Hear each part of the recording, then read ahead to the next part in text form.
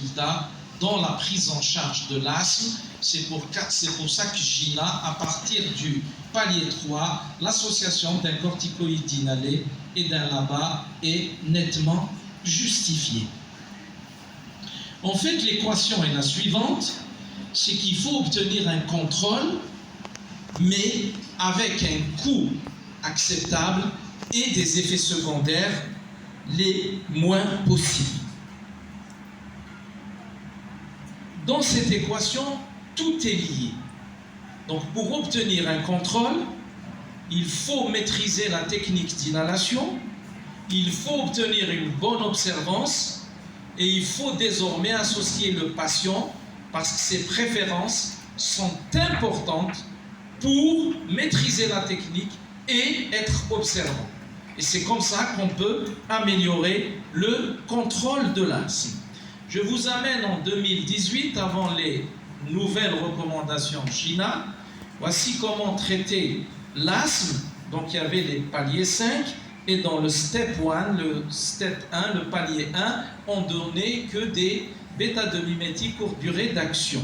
Et le step 2, c'est le gros lot d'asthmatiques, on donnait de faibles doses de corticoïdes inhalés et c'est à partir du step 3 qu'il y avait l'escalade jusqu'au step 5. Ensuite, voici le GINA 2022. Pratiquement, il y a eu une révolution. Le step 1 et 2 ont été jumelés. Et dans l'option préférentielle de GINA, c'était de donner un corticoïde inhalé et du formoterol 6 microgrammes au besoin. D'accord ? Et puis, même au besoin, à partir du step 3, on donnait également cette association d'ICS et de formoterol. Cependant, il y a l'option alternative. Là, ça maintient à peu près ce qu'on disait avant 2019. Il faut savoir que la majorité des asthmatiques sont contrôlés avec des doses faibles de corticoïdes. Malheureusement, dans nos ordonnances, nous assistons toujours à des prescriptions où il n'y a pas de step down. On donne 1000 gamma de beclométasone à vie, 800 gamma de budesonide à vie, alors que les études sont claires. Même si vous augmentez la dose, voyez que le bénéfice sur le VMS n'est pas aussi important. Et ce qui est apparu maintenant, c'est que les corticoïdes inhalés qui ont révolutionné le pronostic de l'asthme, avec de fortes doses, peuvent générer des effets secondaires graves, comme l'ostéoporose, comme l'insuffisance surrénalienne, comme la cataracte. Donc autant de complications qui nous poussent à être vigilants dans la prescription des doses de corticoïdes inhalés. Et GINA insiste sur cela. On vous donne ici un tableau estimatif. C'est 250 à 500 qui est la dose faible, 500 à 1000 c'est la dose modérée et au-delà de 1000 c'est des doses élevées. Le budesonide 200 à 400 pour la dose faible, supérieur à 400 jusqu'à 800 c'est la dose modérée, supérieure à 800 c'est la dose élevée. C'est les médicaments qui sont les plus utilisés chez nous. Puis à côté de la fluticasone. La fluticasone, c'est la moitié, c'est le double de la beclométasone. Si vous donnez 500 gamma de fluticasone, c'est comme si vous avez donné 1000 gamma de beclométasone.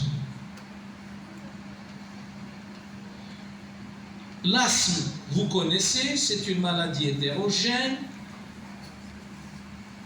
engendrée par une inflammation chronique des voies aériennes et cliniquement, c'est les symptômes comme les sifflements, l'oppression thoracique, la respiration courte, la toux, et le tout doit être vérifié par une spirométrie qui donne un trouble ventilatoire obstructif réversible. Et GINA insiste sur la pratique de la spirométrie.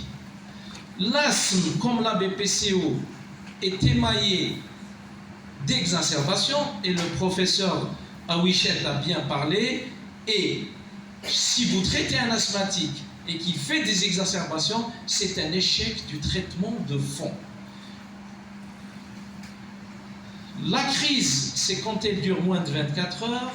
L'exacerbation, c'est au-delà, c'est plusieurs jours, d'accord? Donc le contrôle de l'asthme, on l'a bien dit, c'est contrôle des symptômes, comme l'a dit Gina avec les 4 items. Le risque futur, c'est la prévention des exacerbations. Et enfin, avec le minimum de dégâts. D'accord? Cela suggère de nous une évaluation du contrôle sur les 4 dernières semaines. On utilise surtout l'ACT. Évaluer le risque futur. D'accord? Et puis, nous devons tous, comme on est, vérifier à chaque consultation la technique et l'observance, vérifier l'absence d'effets secondaires et enfin un plan écrit pour apprendre aux patients comment gérer l'aggravation de ces symptômes. Ça, c'est le plan ACT. J'aime bien ces plaques et pour les plus jeunes d'entre nous, je leur dis toujours, si votre asthme n'est pas contrôlé, la première chose à vérifier, c'est l'observance. Nous insistons. L'observance, la technique d'inhalation. Et là, on se rend compte que souvent, c'est à ce niveau que ça ne marche pas. Si votre observance est correcte et que le patient maîtrise sa technique d'inhalation, vous devez toujours vérifier est-ce que vous n'êtes pas dans une situation autre que l'asthme. Et ensuite, bien entendu, l'étape 3, vous devez contrôler l'environnement, rechercher et traiter les comorbidités. Je ne m'attarde pas sur ça. Bien. J'en viens à la stratégie fonds et symptômes. Est-ce que c'est une réalité scientifique? Est-ce que c'est un coup marketing? D'accord? On va essayer de voir tout ça. Nous sommes tous d'accord que le formoterol agit vite, double action, rapide et prolongée. Notre asthme, comme l'a bien dit le professeur Aouichet, on a beaucoup de facteurs déclenchants. Et le plus fréquent, ce sont les infections virales. Mais il y a d'autres facteurs. Le temps froid, l'effort, la pollution, une erreur médicamenteuse, l'arrêt du traitement. Donc, plus on a des agressions, plus on a des crises, on a des exacerbations. Et si vous donnez un traitement de fond bien conduit, vous arrivez à réduire les symptômes et à diminuer les exacerbations. Vous chargez la thérapeutique, vous obtenez encore moins de symptômes, moins d'exacerbations. Mais quel est le garant de cette observance thérapeutique?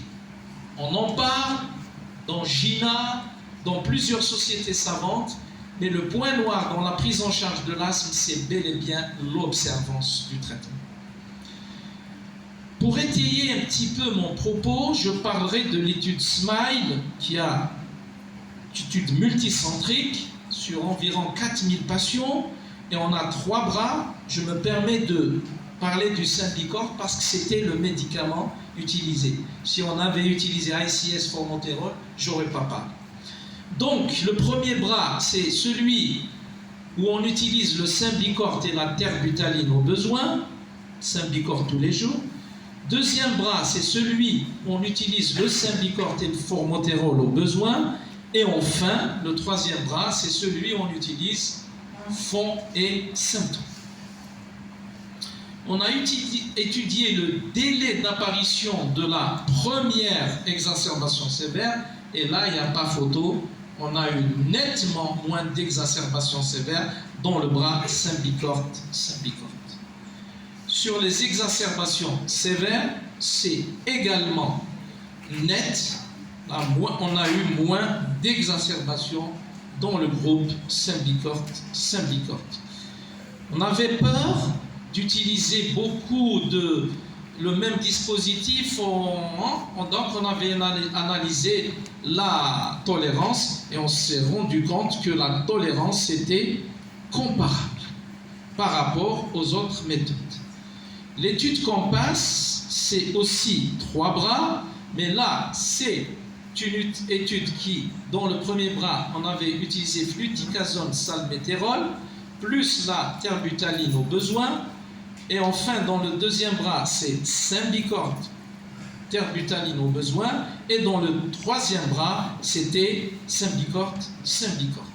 Le critère principal était surtout le délai de survenue de la première exacerbation sévère. Et on avait aussi étudié des facteurs secondaires intéressants. D'accord ?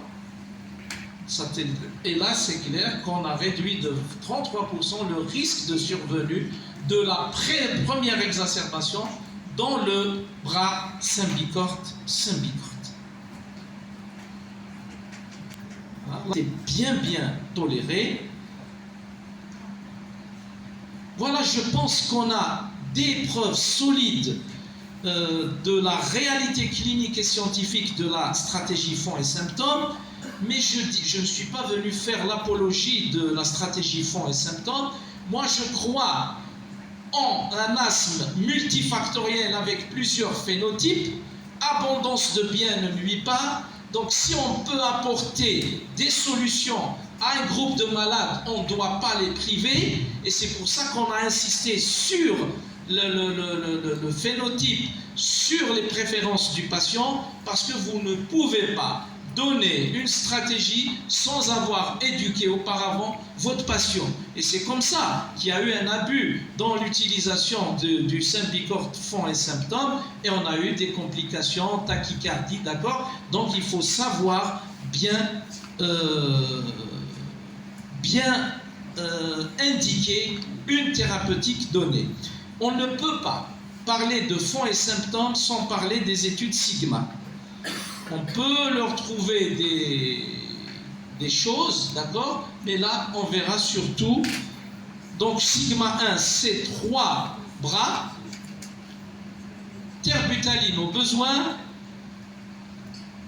Terbutaline au besoin plus budesonide, dose faible tous les jours. Et enfin, ICS, formoterol, c'était du Symbicort, au besoin. Là, c'est les critères d'inclusion. Sigma 2, je vais tout de suite vous faire les comparaisons. Sigma 2, c'était l'objectif de montrer la non-infériorité sur la réduction du taux d'exacerbation sévère. Voici les résultats. Étude Sigma 1, donc on a dit 3 bras, 4000 patients environ, 52 semaines. Qu'est-ce qui est frappant dans cette étude? En matière de contrôle, il n'y a pas photo. Quand vous donnez un corticoïde inhalé au long cours, tous les jours, bien, le contrôle est assuré. Mais en matière d'exacerbation, l'ICS et le formoterol ont fait presque la même chose, contrairement au bras terbutaline seul où les exacerbations étaient plus élevées. Et idem dans Sigma 2 où dans les exacerbations on avait presque les mêmes taux d'exacerbation. La réalité est que certains patients, surtout quand leur asthme est léger ou modéré, ne prennent pas de traitement de fond. Et l'asthme est une maladie inflammatoire par excellence. Je préfère lui donner un anti-inflammatoire, même occasionnellement, que de le laisser. Et les études ont montré, Sabina notamment, que même chez les asthmatiques légers, ils n'étaient pas à l'abri d'exacerbations sévères et de décès. D'accord? Donc c'est pour cette raison que GINA, depuis 2019, a révolutionné sa vision dans l'asthme. Et c'est pour ça qu'on a opté pour le step 1 et 2. On donne low dose ICS formoterol, d'accord? Le step 3, low dose, là vous connaissez. Et même dans l'option préférentielle, GINA, quand quelqu'un prend un bêta 2, il faut lui rajouter son ICS, d'accord, dans le but de réduire ces exacerbations. Quels sont les patients candidats à la stratégie fond et symptômes? C'est du palier 3 à 3 et 4. Combien peut-on aller en dose? Il ne faut pas dépasser 8 inhalations par jour, d'accord? En général, 6 inhalations, c'est une dose raisonnable. Quelle serait ma conclusion? Ma conclusion, que les objectifs de notre consultation, c'est d'obtenir un contrôle, d'éviter les exacerbations et limiter au maximum les effets secondaires. Il n'y a pas de stratégie qui a montré une efficacité maximale. Toutes les stratégies ont leurs points forts et leurs faiblesses. Nous devons les évaluer, nous devons les indiquer en fonction du profil patient qu'on a en face de nous. Ça, c'est pour ne pas diminuer de l'efficacité d'autres thérapeutiques. Et le mot-clé, c'est qu'il faut s'adapter aux patients. Simplement, si quelqu'un ne préfère pas les gélules, il ne faut pas les lui donner, il ne va pas les prendre. Et si inversement, quelqu'un préfère les gélules, il faut les lui donner parce que c'est un facteur motivant qui va le pousser, qui va le motiver à prendre sans traitement. Et sans l'adhérence au traitement, on n'a rien fait dans l'asthme. Il faut de l'empathie, il faut de la patience, il faut que les consultations d'asthme aient plus de temps pour assurer ce qu'on souhaite tous, un bon contrôle de l'asthme. Et je vous remercie pour votre attention. Merci Dr Chared et merci beaucoup pour le respect du temps.